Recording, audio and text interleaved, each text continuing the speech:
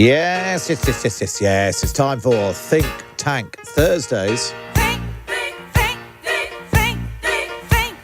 Yeah, it's that time of the week where we ask one of our big think tank thinkers their big think tank thoughts. And this week, I'm joined by Shelagh Young, author of The Great Risk Transfer report for the David Hume Institute. Shelagh, nice to have you with us. What is your big think tank thought for us this week? Okay, so sorry to add to the gloom, Matt, but we've been looking at this great risk transfer, which is a long-term trend that's moving risk from institutions like government, employers, also financial services to individuals. And what we've been doing, and this is a long-term trend, not just the current financial crisis, is we've been overloading people with financial risks. That's from managing their own pensions lifelong to be able to afford insurance and, given what you were talking about earlier, also housing. Governments and employers are no longer taking the share they used to. We've seen some rolling back of the welfare state. And for most of us, we're not experts in managing our financial futures.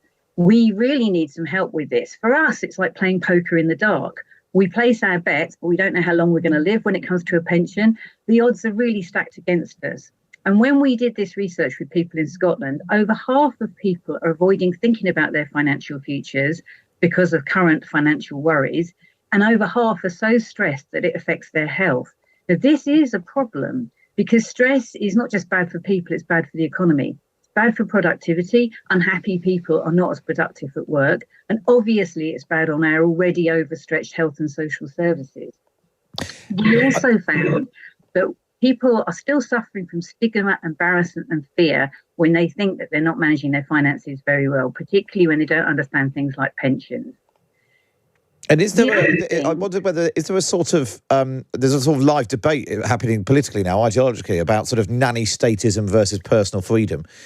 And this is what we've been doing. We've been sort of saying, let individuals make up their own minds, decide what you want to do with your pension funds, decide what you want to do with your money. And the problem is that we don't know what to do. So the answer is quite often that we don't do anything. And actually a bit of nanny statism in this area anyway might be good.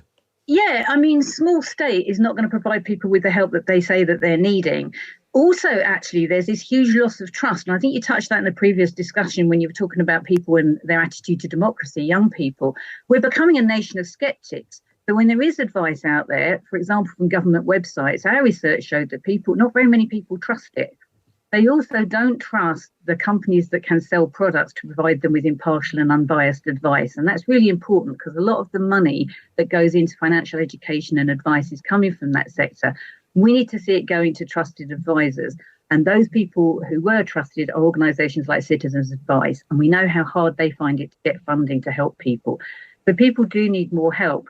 But I think that point that you've made is so incredibly important because the debate between nanny state, small state and big state, that's not where we're at the moment. If you take pensions, for example, it used to be that employers took the whole responsibility for managing your final salary pensions. If we had stock market wobbles like we've had this week, the employers had to sort that out. Of course, they can afford good advice for that. Individuals can't always. Very few people we spoke to could afford that level of advice. We're now plunged into what we call defined contribution pensions, managing it all on our own. There is some government help, but if people don't trust it, what good is that? There's also the issue that there's better products out there, but we're not being given a choice. So it's a missed choice. We don't have a choice of better products. There's some innovation. We'd like to do more.